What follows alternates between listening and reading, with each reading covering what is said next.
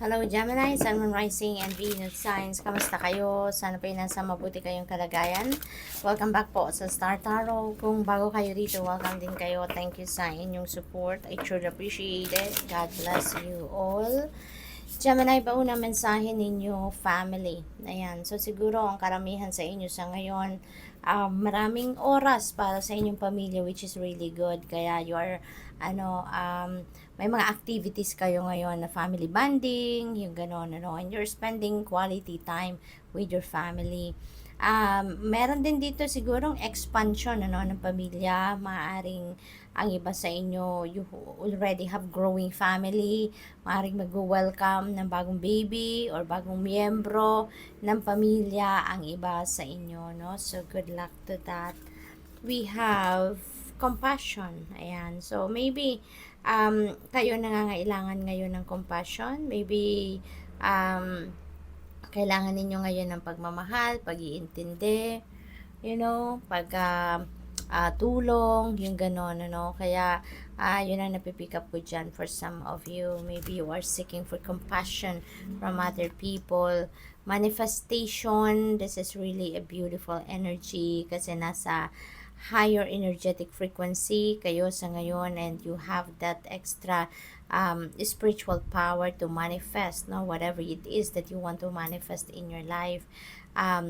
Nasa inyong mga kamay ngayon ang kapangyarihan, na madala ninyo sa inyong 3D reality ang inyong mga dreams, ang inyong mga wishes, ang inyong mga goals. What else? We have well-being, yeah. So, maybe this is a calling para sa inyo na asikasuhin nyo naman ang inyong sarili, ang inyong kalusugan, Yung inyong well-being should be your first priority right now, okay? This is a calling para sa inyo na i-nurture ninyo ang inyong sarili, ang inyong pangangatawan, ang inyong overall health. Give yourself time para maalagaan ninyo ito, makapagpahinga, makapag-relax, makapag-rejuvenate, okay? So, focus on nurturing yourself, focus on maintaining your good health, no? At yung well-being ninyo, siguraduhin ninyong ito ay maayos, no? So, what else for Gemini? We have courage, okay? So,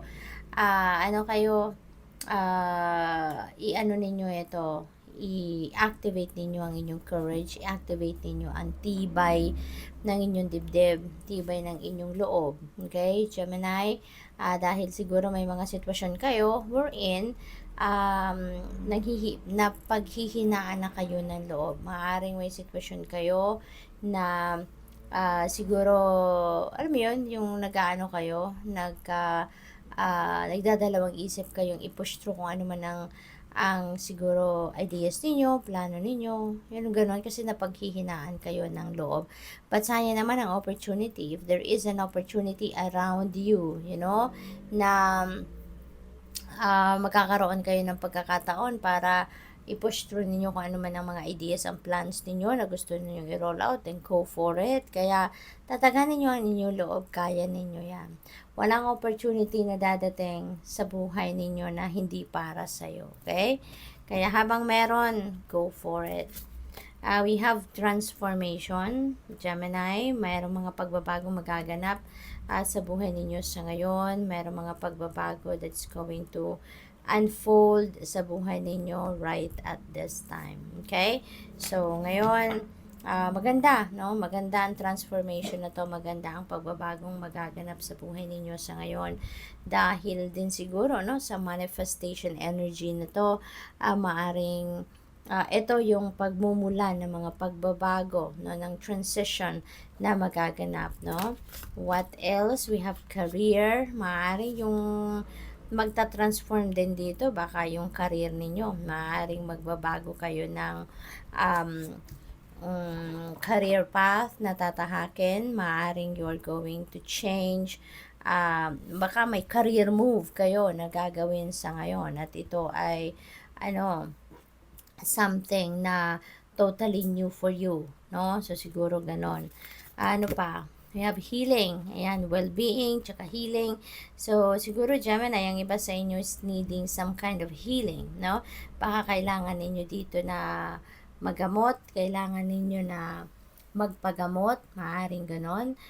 Siguro, meron kayong mga physical ailments, may mga physical discomfort na na-experience ang iba sa inyo at maybe kailangan ninyo ngayon ng healing energy, ng healing powers, no? Gemini. So, possible din na ang iba sa inyo rito, kayo yung healer. Baka kayo yung healer. Baka kayo yung nanggagamot or kayo yung manggagamot, no? Gemini, and maybe that is your purpose sa buhay. That is your mission na kailangan ninyong anong tawag dito? I-carry out, no? Yung ganon. So, good luck. Thank you for watching. Love and light. Namaste.